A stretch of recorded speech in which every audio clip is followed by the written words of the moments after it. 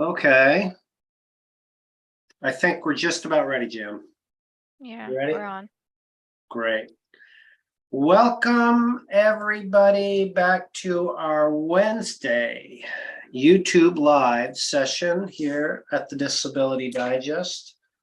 Brian Tarian and Jam here with you today. Hi, everybody. Yes, thanks for joining. Today's event, we have more check-related items, commonly asked questions about your Social Security disability check, including how it's calculated, the difference between SSI and SSDI, what happens if you don't qualify for Social Security disability because you haven't worked enough, how can you restore your check? Those are some of the things we're going to cover. And we are also going to cover questions that you have. So at the end, we'll go through, answer as many questions as we have in the time that we have, which is about 50 minutes that we set aside to do this. Sound good? Good. Jam is going to put a question in to answer that will help us direct our conversation today. So just a heads up in the chat. And Lana, Leslie, Tara, Hobhorse, welcome. And all you Linda. others. Yes, Dallas is in the house. Good deal. All right, so here at the Disability Digest, if you're new, welcome. If you're returning, of course, welcome. These are educational events to help you with your Social Security disability benefits. We do three things here. More than that, really, but three general things. One is we help you get your benefits approved fast. We help you keep your benefits, and we help you maximize your benefits. These events are no charge. So if you like the work that we do and want to know more, subscribe, share it with friends, invite them in. And that's it for now. Let's get going. All right. You have a survey up? Yeah. Okay, good. All right. What I'll do, Jam, is I'm going to reverse engineer this until we kind of get a vibe for the answer to the question. And so I'll do that part last. All right. So the first one of the first common questions that I get is my check. You know, like when I do informational events, I say we get X amount of people approved in Y amount of time, and the average check is $1,350. And then we get comments, well, my check's only $1,100. How do I get it changed to $1,350? Well, the answer to that is it's not possible because your check is determined on your work history, how much work you've done, the taxes you've paid, and based on the taxes you've paid is your check amount. So I have a prop here today from Social Security, which is, it's called this quick calculator. I'm going to put it in the chat when I'm here. I don't want to distract you from the meeting, but just so that you have it. So what I'm going to be using, I will put in here. And so if you want to know how your check was calculated, you can go to this quick calculator here. And I've preloaded some basic information, birth date, $60,000 annual salary, estimated, we assume that you're now retired, enter the last year that you had covered earnings. I'm going to put that at 21. And then, so then this will show you how your check amount is calculated. And of course, you can massage these numbers however you like. And then you scroll down to this submit request. And you'll see here that the numbers pop up. It's pretty quick. And it shows you your age 62 amount, which is $1,134. It shows you your amount at 67 and 70. Now, if you come down here, it shows you your Social Security disability amount of $1,582. I want to pause here for a minute because some people are going through the disability approval process. And one thing I want to help people understand here is that your age 62 amount of $1,134, right? If you were to take that instead of going on disability, you would lose out on around $400 a month of income. And the difference between your full retirement amount of at age 67, this right here is $1,700, and then versus your disability amount of $1,582. There is a difference there for sure, but usually the difference between your full retirement amount and your disability amount is in, maybe 3 to 5% difference. So it's usually not that far apart. So with this information, you can also come down here and you can see the earnings that was used to calculate that. And then you can go in and adjust it. So if you see they put hypothetical earnings in all the way back to 78. So one of the things that this is helpful for us, let's say, for example, you didn't pay taxes in a given year. And let's say in 2018, that's 44,000, there's some tax that you didn't pay and it would show more taxable income. Maybe this should have been, 104. You can go in and adjust these numbers and see how it would impact your check amount. So there's some things that you can do with that. So to find out how your check is calculated, go into the link that I put in the chat and have some fun with it. Do it after we're done because I got more information to cover with you, right? How are we doing, Jam, on the question? Are we getting some answers? Yeah, 48 votes, 90% have worked enough to qualify for SSDI. Okay. All right. And welcome those of you that have just joined us in progress. We're going through some check related items today. And we're going to spend some time at the end and take your individual questions that you have. So the majority of people have worked enough. So I'm going to lightly go over some of the other topics here. The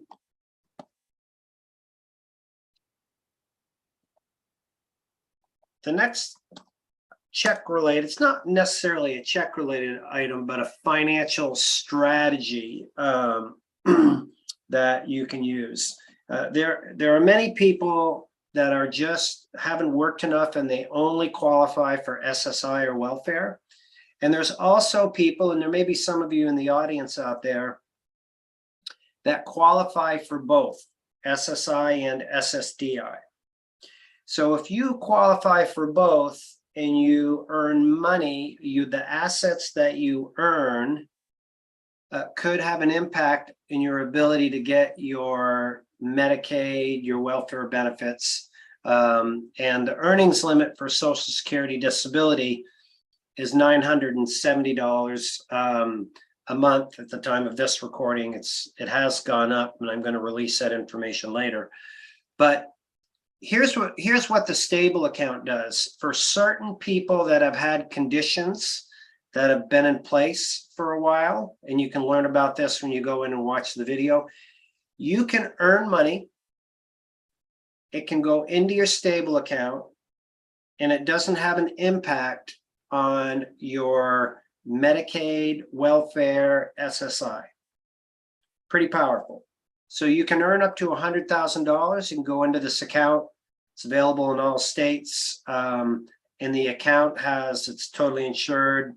It's got investment capabilities where you can move that money into different investment accounts, or you can use it for expenses or for a rainy day or different things.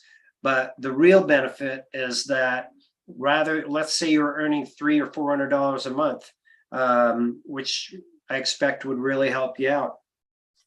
That could be enough to take you off of your Medicaid benefits, right? But if it's pushed into the stable account, it wouldn't do that. So check this video out. I'm going to put this link in here in the chat as well. And it's another just tip or angle for you to maximize your benefits. All right, let's see. What are we on to next? How many people did we say have not worked enough to qualify for Social Security disability? What percentage? 10%. 10%. Okay.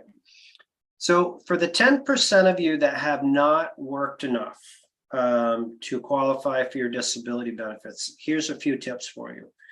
I would first of all suggest that you know your number, know how many work credits you have, and then know how many work credits you need if you would like to qualify for your Social Security disability benefits. The average disability benefit package is $447,000. We covered that last week. So if you look at the lifetime value of your cash income and your healthcare coverage, it's pretty significant. Now your age and your check amount, there's certainly some variables in there, and that's general. So for people that haven't worked enough, if you just need to work a little bit and you can pull it off and you can restore your check and get that benefit package, that's the question you need to ask yourself. Is it going to be worth it? I'll give you an example. Let's say that you have you need 40 work credits and you earn a work credit for every quarter that you work and earn over $1,560 this year. So you can earn 4 per year. So you earn $1,560 in one quarter, do it in the next, third, fourth, etc. You get your 4. And I showed you the earnings over here. So where were we on this chart? So if you look at this, like in this example, every one of these starting from 1982, the work credits were built up, right? So in my example with you of not having enough credits, if you can look at, again, where you are and what you need to do and restore those, we worked with people to do that. Now, going back to work full-time might not be realistic, but if you know you need 1 credit or 2 credits, and and finding something to do for $1,560 in a quarter, you can drag yourself out there and do it, like seasonal work or working part-time for somebody's business. That's the question that you need to ask. So I have like a success story in here of Edwin, who did it, somebody that we interviewed. I'll put that in the show notes as well for those of you that do not qualify. Okay. So Jim, what I'd like to do now is spend some time in answering some of the questions for individuals that are out there. You ready? Mhm. Ready to roll? Yeah, sure. This one's from Jiga. I day trade stock options around 40 trades a month, which takes about 6 hours a week. Most months I make more than twice the 970 SGA max. Does this count as SGA or count as investment income? I think you're in a gray area there. It depends how your tax returns are done and how that income shows up. The 6 hours, no, but the income could definitely push you over the top. Yeah. Because it's day trading is action. It's not like an index fund where you're going to just put money in it and it accumulates. So my suggestion on that, if you have an accountant, then find out how that income lines up in the tax code and if it's investment income or if it's going to be earned income. Good for you, by the way. Yeah. This one's from Leslie. Oh, sorry. Andrew Evans. Will there be a 4th rebate check? Don't know. I mean, there's some guy out there who I won't say who keeps putting out rebate rumors. I don't know. Just one more thing on the day trading that you may, if you haven't done this already, is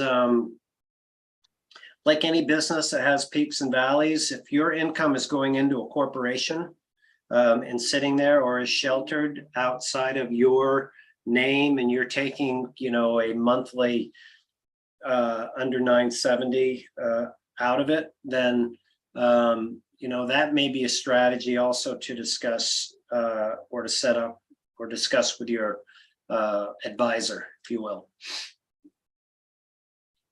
All right, this one's from Leslie Aureliano. I've been on disability since 2011, and we are trying to see how and if my husband can get approved for disability also. All right. Well, be glad to help you. I don't know if you're new here, but at the Disability Digest, you join us as a member. One of the things that we do is, do you complete the evaluation for your membership? There's no charge for that. We direct you to a 2-part strategy. We provide you with a Social Security disability approval course that will teach you what to do and what not to do as you go through the process. I've interviewed industry experts, attorneys, ex-Social Security employees, lots of our members. All of that is available to you. Second part is, some people want to have it done for themselves, or they want to explore that option. So we advocate that they interview with a disability expert. And benefit of doing that, you're going to learn a few things about your case. You're going to learn if you have a shot at it. Because if they say, yeah, you know what, we could help you get approved and be your representative, at least you know you have a shot at it. They might say no. They might say that, you know what, your husband can't make it work for whatever reason. Maybe it's something you can address and fix, but maybe you can't. And then the third thing is additional evidence. A lot of people misspeak about their conditions. They leave conditions out. They're not getting the whole picture in their case. And the last one is, even we give you all the answers to do it on your own. Maybe you don't want to. Maybe you want to have professional representation, or maybe you just want to have a plan B in place if you try it on your own and it doesn't work, and then you have a standing relationship. So that's our strategy. We provide you with both options. You can choose how you go forward. All right, this one's from Rick. When submitting an SSCI claim, does Social Security call you via phone within days to discuss the claim? Yes, they do. Your case manager would. Yep. This one's from Frankie. I really just- appreciate you help. Sorry. Just a quick note. Sorry to interrupt you, Jim. Some of the challenges that I see with people is they have poor communication skills. Just as direct as I can put it, they've got call blocking on. Their voicemail's full. I know people that have had their benefits denied just simply because of that. So if you are going through the process, even if it's a Social Security number, sometimes your cell phone carrier will block it. I don't know why. It's a government number. So just make sure that you've got clean communication channels available for them to contact you. Sorry. Right. It's okay. This one's from Frankie. I really appreciate you helping us out. It's what a lot of people need, and thank you very much. I will be starting my Social Security retirement December 3rd. I turn 62 October 24th. Cool. Thank you for the feedback. Oh, belated happy birthday. Yeah. Just 2 days ago. This one's from Afi, who we will meet later, by the way. Hi, Yes. Afi. Stable account, is that 100K a year or total? Total. Be nice if it was 100 a year. Right. This one's from Demarius Rodriguez. I receive Social Security disability. Can I check to see if I can get SSI? Yeah, you can, and you likely won't get the cash component of it if you're on Social Security disability, but you could get Medicaid, which would put you in a situation where you'd have, I'd say different, arguably better healthcare coverage, because you would have the Medicaid benefits, which may pay for your Medicare Part B, cover your prescriptions, some other things, and you still have all your Medicare benefits. So for sure. All right. This one's from Linda. I've been approved for SSDI. I'm 62 and want to retire. Can I get both Social Security Disability and SSDI? How does that go? Good question. So I want to make sure I get it. Age 62, wants to know if can get both, right? Yeah, retirement and SSDI. Okay, I'm going to go back to my prop that I have here on the screen. So if you take your early retirement at age 62, I think I'm going to have to back up here. Oh, darn. Well, I'll walk you through it verbally. If you take your early retirement at age 62, and let's say that check is $1,500, okay? I'm going to use that as an example. And then you'll want to apply for your disability check, which is probably going to be around $2,000 a month, okay? So you've got your $1,500 coming in, you're like, I'm going to apply for my Social Security disability. You can definitely do that. And then when you get approved for your Social Security disability, your check amount would go from the $1,500 to the $2,000. Here's the word of caution. Is if you do not get approved for your Social Security disability benefits and you've taken your early retirement, you're stuck with that $1,500 check, about $6,000 a year for the rest of your life.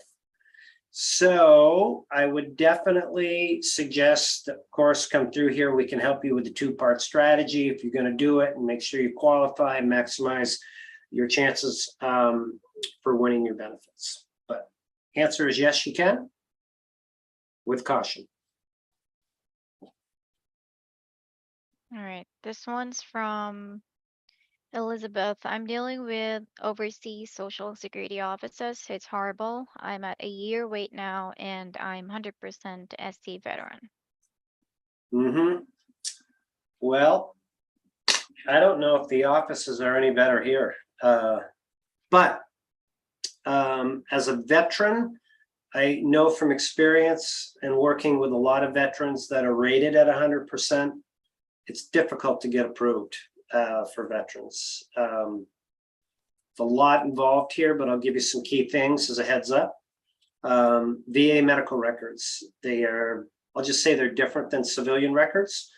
That's one. Typically, veterans are taught to play hurt and get back in the game, which is, part of the whole training culture process. As a result, the communication of their limitations has typically not been in line with the severity of it, so it's not showing up in the medical records.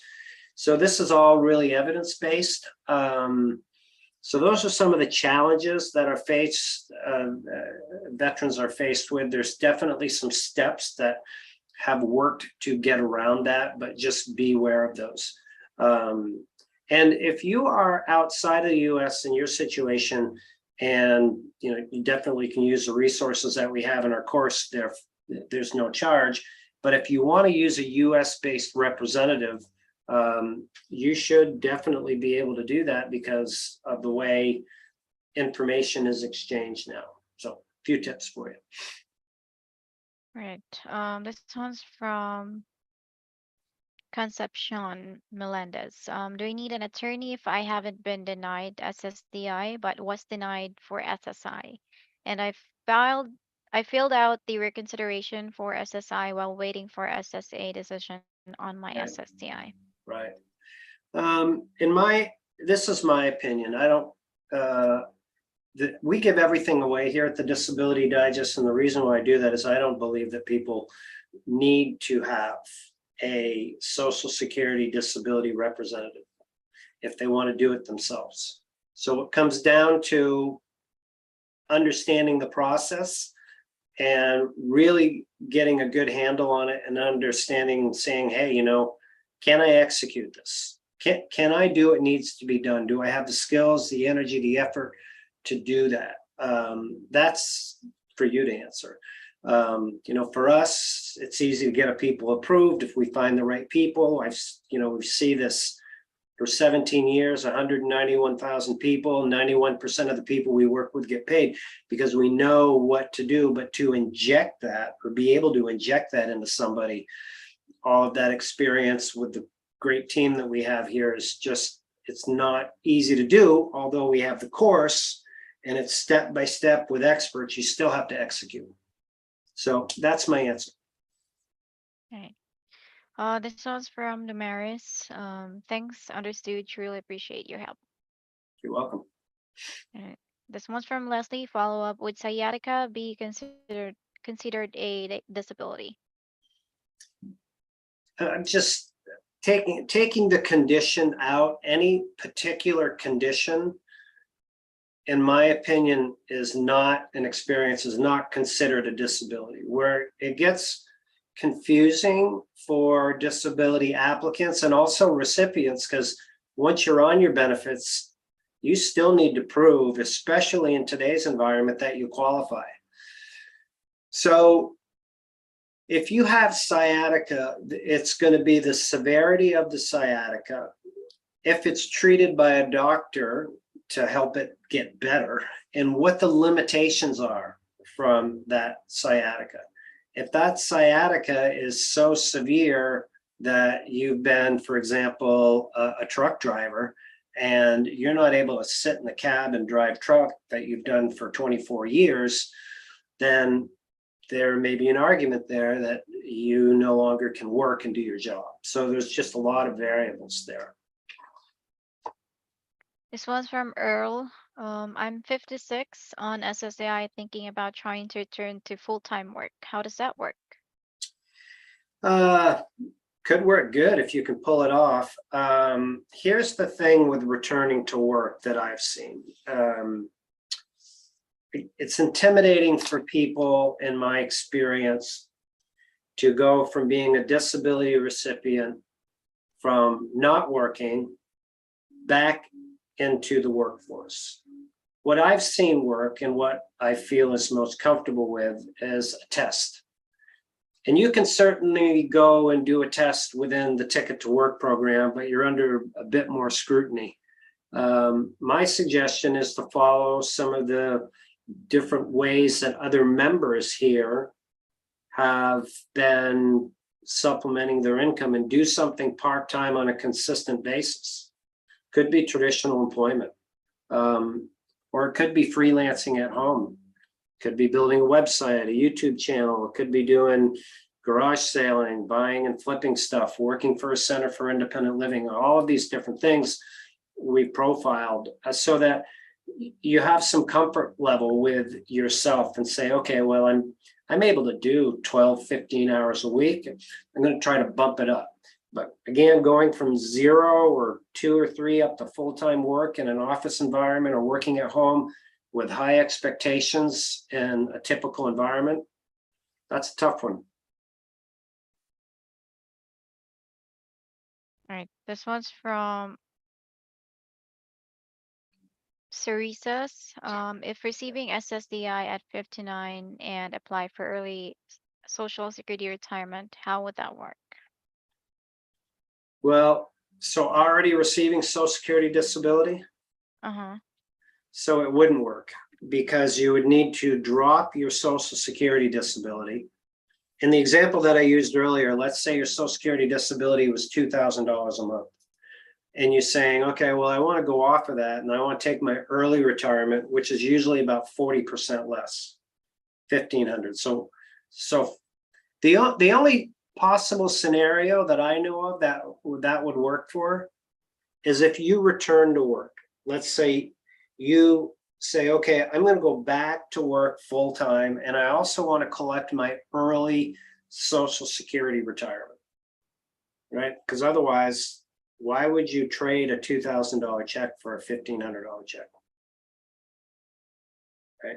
And if you did go back to work, you're going to be subject from age 62 to full retirement to the earnings offset. So you don't get dollar for dollar like you do when you're fully retired or not on disability. Right. This one's from Leslie thinking. Okay, Brian, thank you so very much. Have a blessed day. as well. Yeah. Teresa, my son just turned 18. Should I file now or wait until next month? Thanks. I don't know. It's not a lot of information there to go on. Right. Who's filing, you or your son? I think her son, Yeah. maybe she will do a follow-up. This one's from Her Majesty.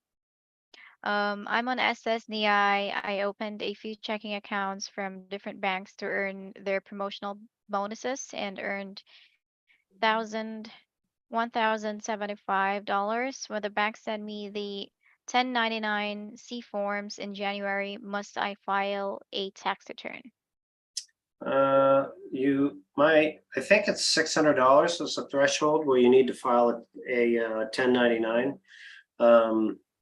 So if you're over that, then you should file, you should definitely pay your taxes for sure. Yep. I'm not sure if 600 is right. Maybe somebody out there knows if it's a $600 threshold, but I should know that because I have independent contractors here. Mhm. This one's from AFI. How do we find out that Social Security approved me for when I gave them over 15 diagnoses? So how do you find out if they have approved you? Is that the Yeah, question? yeah. Award letter, you would receive an award letter in your Social Security online account, have one mailed to you. If you receive back benefits, you would receive a nice deposit, hopefully, in your checking account. Those are the ways that you're notified.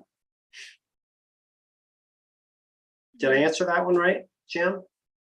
I'm not so sure. I think she's asking if she got a if she got approved for giving the Social Security information about 15 diagnoses. I don't know how else to answer it. I mean, if you're approved, those are your notifications. It's not clear. Yeah. Maybe some more information on that would be helpful. Yeah, Antonia, I've been receiving SSI since September 2021. I applied for SSDI September 2021. I'm getting discouraged because September 2022, they took one of their doctors for examination and it's been 8 weeks.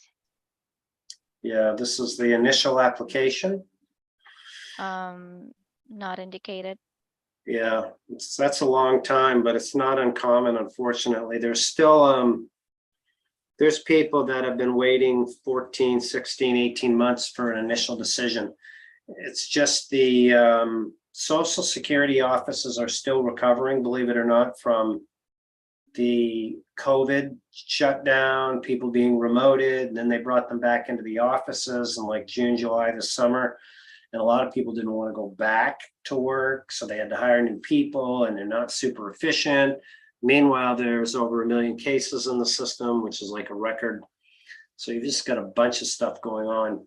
A tip on that I've covered recently is understand when to apply pressure to get a decision. And it could be that you have 5 doctors and they have medical records from 4 and they're waiting for a doctor to respond. So get in touch with your case manager and just say, is there anything I can do today, to help you get all the information you need to make a decision? You want to find out if they have everything they need to make a decision All right. before you press This for a one, decision.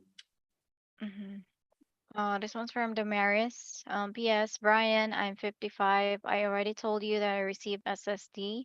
I go back to work part-time. Will they put me in 9-month trial? Depends how much you're earning. Right. If it's over Um, 970, every month you're over 970, you're using a trial work month. yeah, so that triggers, right? Yep. Okay.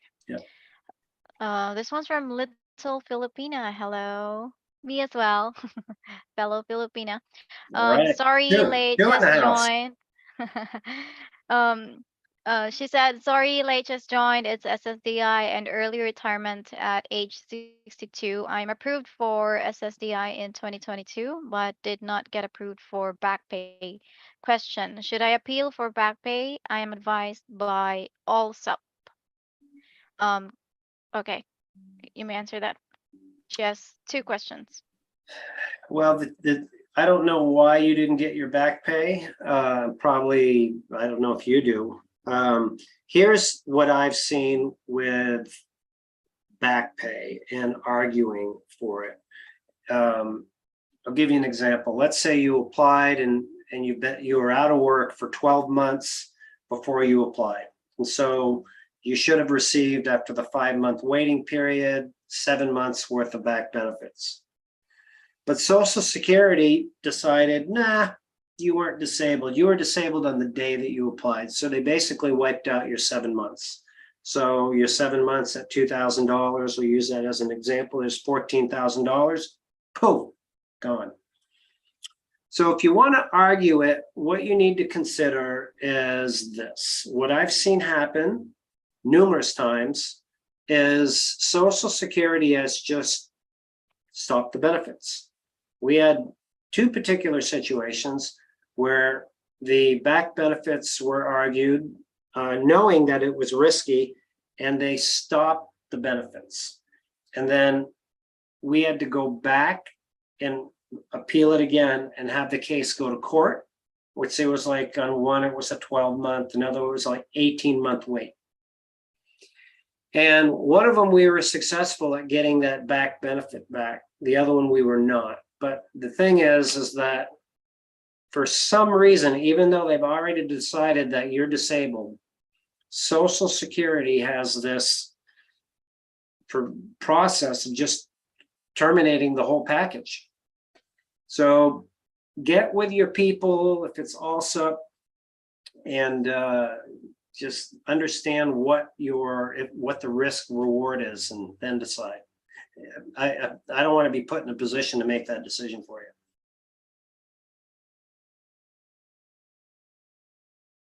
Oh, you're muted, Jam. Sorry.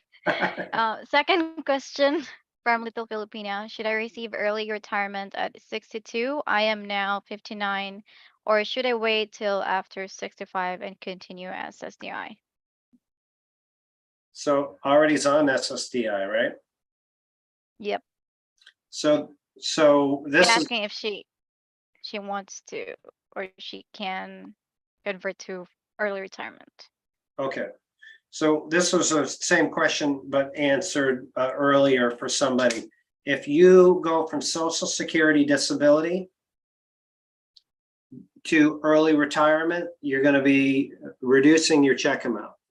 So in the example that I gave earlier, the 62 check amount was $1,500.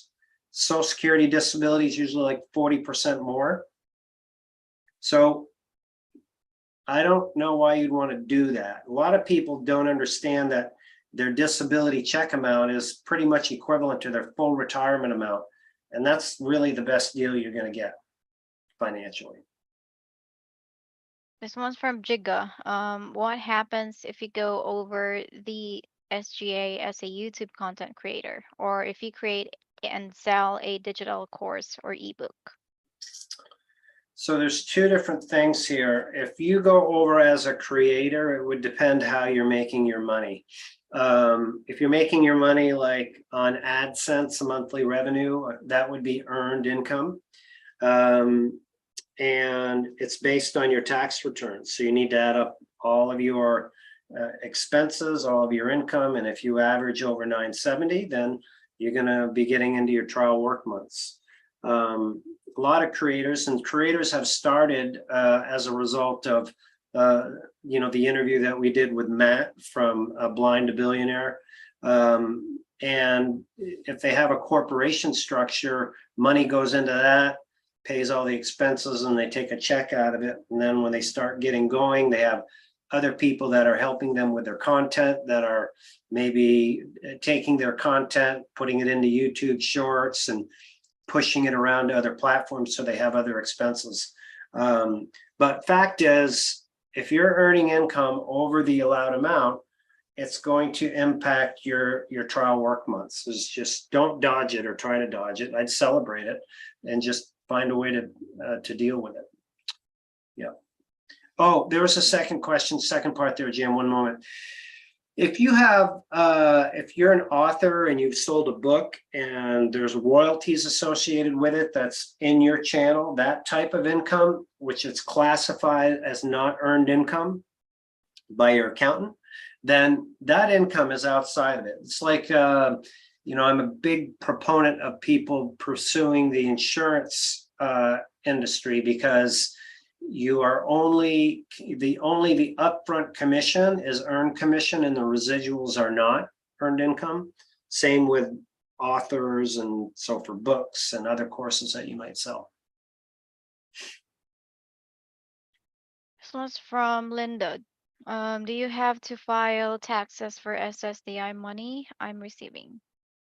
In your award letter, clearly states that you're responsible for filing taxes. Yes. Yes, this one's from Teresa, filing for SSI for my son with autism and an intellectual disability. All right. Yeah, here at the Disability Digest, we the work that we've done and the research that we've done is for Social Security disability. There's definitely some resources that will help you. A lot of the things that you need to prove are similar. But for children, that's not an area that we have that we've done work in. I would say I'm definitely not experienced in that. This one's from Catherine. How do I get a Medicare back after doing an Advantage plan? When I first got Medicare, I was a caretaker for my mom, and she passed. Dealing with her passing legal stuff, I didn't have the time to go over. So I want to make sure I understand the question. Wants to go back to original Medicare? Not so sure as well, but No, yeah, she okay. is Medicare eligible. I'll take a shot at it. If you, and this is for anybody out there, this is the time of year right now called the open enrollment period, which goes from the 15th of October to December 7th. If you're on an Advantage plan and you want to go back to original Medicare, you can do that during this period. You can also change from one Advantage plan to another, even in the same company. You can do that during this period. Or if you're on original Medicare and you want to get a supplement or pick up an Advantage plan, you can do that. One other thing that many don't know about, if you're on a Medicare Advantage plan, then there is a specific period, open enrollment period for Medicare Advantage plan users, where you can move from one Medicare Advantage plan to another. And that is from January 1st until March 31st. I'm 98% sure those are the dates. But there's a big block of time in the beginning of the year. So, you know, if all of these commercials and the mayhem that's going on now is like, whoa, and you know that you're like in a Medicare environment where you can't afford or don't want to pay the $3,000 to $5,000, $7,000 a year for a supplement, if you can get in and pass the medical test for it, then you know you're going to be using a Advantage plan. You can hang out and wait, or you can switch. If you make a decision now and you got it wrong, you can switch. All right. Follow up from Teresa. He just turned 18. Should I file now or next month? I don't have enough information to know. It really doesn't make a difference 1 month to the next in general, but sooner the better if somebody qualifies for it. It's a general rule. This one's from AFI. When I filed, I gave them 15 diagnoses. How do I find out which diagnosis I was approved for so I can possibly open a stable account? Well, for the stable account, it's not going to be based on the condition that you were approved for. It's a condition that you were diagnosed with. Good question. And for disability approval, if you were approved at a hearing, at a disability hearing, then you should have received a decision letter, which is an in-depth letter written by the judge that could be 5 to 7 pages, will break down your conditions and how they were evaluated. If you were approved at the initial or the reconsideration level, they don't do that. They just send you an award letter, so you wouldn't know. Okay, this was from Giga. One last SGA question. What happens if you are a MLM or an affiliate marketer and receive commissions, overrides, and residuals over the SGA amount? I don't know about network marketing residuals. If those are considered to be earned income, it would have to go back to your accountant and how it's categorized as income. But I mean, a lot of network marketing companies have, you build an organization, they consume, and you get paid, which is great. So it could very well be, but that's a question to push back to your accountant. Yeah. Damaris, thank you so much, Brian. Catherine, go over Medicare. Didn't know about parts A, B, C, or D. I had to move to another state, but I got dinged for not signing up for Part D. Can that be changed? You got a Part D ding. I don't know if you can get out of it because you didn't do it. That I don't know. But you can certainly correct it going forward. Or has it been corrected already? Mhm. Is there an indication that it's been corrected?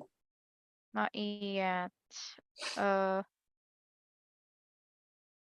Let me address it this way. You can, so if I don't know about getting out of the fine, I don't, I haven't known anybody that successfully pulled that off. You're dealing with a massive organization. There isn't a common legal process. So, but going forward, if you haven't resolved it, you can resolve it by simply getting a Part D drug plan. Or if you get a Medicare Advantage plan, then those plans have a Part D component to it that fulfills that. okay, here's a follow-up from Catherine. I'm only 59, can't get supplemental, not on Part D because of mom passing at the time. I was approved, didn't know of penalties. Yeah. So same, you definitely do not want to be in a situation where you do not have Part D coverage. Same with Part B. There's some people out there that for whatever reason, they are convinced that saving the $170.10 is better than, rolling the dice on their health. So, yeah. Right. This one's from Luana. Thank you, Brian and Jam, for the new information. I look forward to every week to learning something new.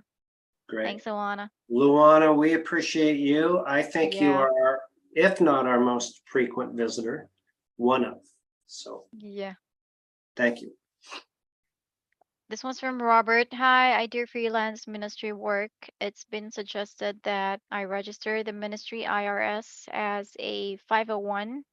If I do that, would it affect my disability amount or what's donated goes into the ministry? Yeah, we go into the ministry. You want to make sure it goes into the ministry for sure and not into your own coffers associated with your social security number. Mhm. Yeah. This one's from George. How can I work part-time while being on SSDI, net or gross? How can you? Well, you have a limit of $970 a month. And that's gross if you're W-2, or net after expenses if you're going to do something on your own. And here we have, I don't know if you're new here or not, but it's a lot of information on this channel that we provide to you for job and income opportunities that other people have done. And you can join us as a member, which we would suggest that you do. And when you complete your profile, you fill out that you're interested in job and income information. So anything that's new that comes up, that we have courses, opportunities, sometimes there's internal positions, they're advertised to those individuals first. That's a way in which we can help you there. This one's from Nature Girl. I make 20K annually. My COLA will put me over. How much will I be taxed? Tax, I don't know, I'm not a tax guy, but you do have to pay taxes. One, two, you're over the allowed amount, so you're gonna be subject to an overpayment situation. Yeah, so I'd be careful. I don't know if you're in the Ticket to Work program. This situations like this are super dangerous, folks. If you want to keep your benefits, I would just make sure that you learn what the rules are, follow the information we have, and definitely tighten it up. This one's from Geo Blade. I have a question. I was diagnosed with MS in 2018. What should I, or what could I do? In 2018, Mm-hmm. wonder when did you stop working? Not indicated yet. Okay. Next question. Hello, friends. Thank you both of you for the great work. My gut reviewed my SSDI short forms I sent back, and they said they don't need to review this time. When should I expect next time? Yeah, that's good for you. Yeah. It's whatever your scheduled time frame is in your award letter. 3 to 5 years, 2 years, 18 months, 1 year. It'll be this, that's the next possible range. Yep. Scott's Daily Adventure. Hello, Brian and Jam. Keith from Oregon here. Hi, Keith. Hey, Keith. This one's from Little Filipina. Thank you, Brian and Jam. I will not take risk to get my back pay. I will move on, but need additional income for current expenses monthly. Now I get over 2K SSCI. Okay. Good for you. Yeah, stay tuned. Glad to help you. I mean, in August, we went through and did a series of these events that profiled different things that people do. So just turn back time. There's going to be more. We have 2 more, maybe 3 before the end of the year, of individuals that are doing different things. So just stay tuned and check out the prior work that's been done. 2 more, Jim. 2 more. All right. Cerise says, what's the difference between Advantage Plan and Medigap? All right, good question. So with Medicare A and B, you have A is the doctor, B is the hospital, and Medicare pays 80% of that. So 20% is not paid. So if you have a major medical event, like, Doris here that did and was on Medicare A and B, she ran up an $87,000 bill and had to pay 20% of it. It's like $18,000. She's not able to pay it back. It's disastrous. So with Medicare A and B, when you receive it, you want to be aware that it doesn't cover everything.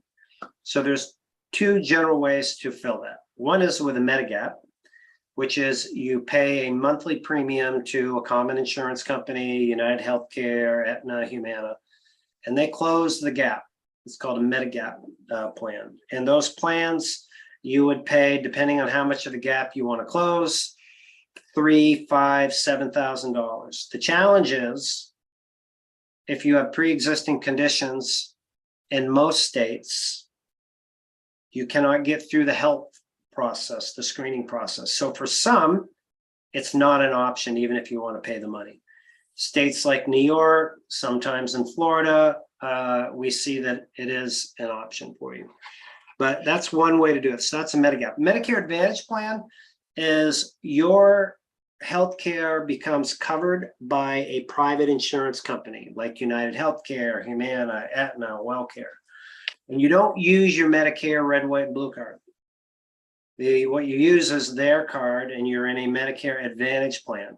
Your responsibility is you need to pay your Medicare Part B premium, which is $170.10 a month. And you can get into one of these plans.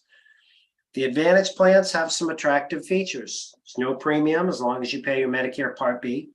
You can go to your doctors at low to no cost, 0%, premium or zero copay for primary care, and specialists are $35, $40, things like that. And you can get drug coverage, so your Part D's in there. You can get dental, hearing, vision. Oftentimes you can get other benefits like free gym membership, shopping credits where you can buy things at a pharmacy. They have flex cards now, food cards. So that's the difference. If you want to have a lot of flexibility and go to any doctor in the US, pay lots of money, then Medigap is a solution for you. Snowbirds, going back and forth, having different doctors, people like that. If not, an Advantage plan's an option. Hope that helps. Okay, one more. Okay. Scott's Daily Adventure have been receiving SSD for about dozen years, but wish to change to retirement age 64, terminal illness, on dialysis currently, so I don't want to affect Medicare. Any other drawback besides less money? No, but I don't believe you can go from being a disability recipient at full retirement. I don't know, haven't not heard of in my 17 years of experience that you can flip that to like your age 70 amount. That check that you have is a check that you're going to keep, right? So I just want to make sure it's clear to everybody. Let's say that you're receiving $2,000 a month and you believe that you're entitled to your age 67 or 70 check is 2,500. I don't know of anybody that has been able to change. I don't believe you can do that. If you can, let us know. I'm sure a lot of people would love to find out. Medicare stays the same. You're Medicare eligible, all that. So the process is this: you're a disability recipient, you reach full retirement age, check amount stays the same. Just your status changes, right? Similar concept. If you take your 62 retirement, you don't get approved for disability, you don't qualify for it, that check stays the same. That check that you have stays the same. It's not like when you turn age 70, you can go from your 62 amount to your 70 amount. All right, I've got to wrap up and get on with the next thing. Hey, everybody, I want to give a shout out to Jan. She does a fantastic job in helping me out in doing this. Grateful for you, Jan. So thanks, everybody, the 475 of you that participated in this event. You could have done something different with your time. You choose to come out here and place your trust in us. I hope you found some value in it.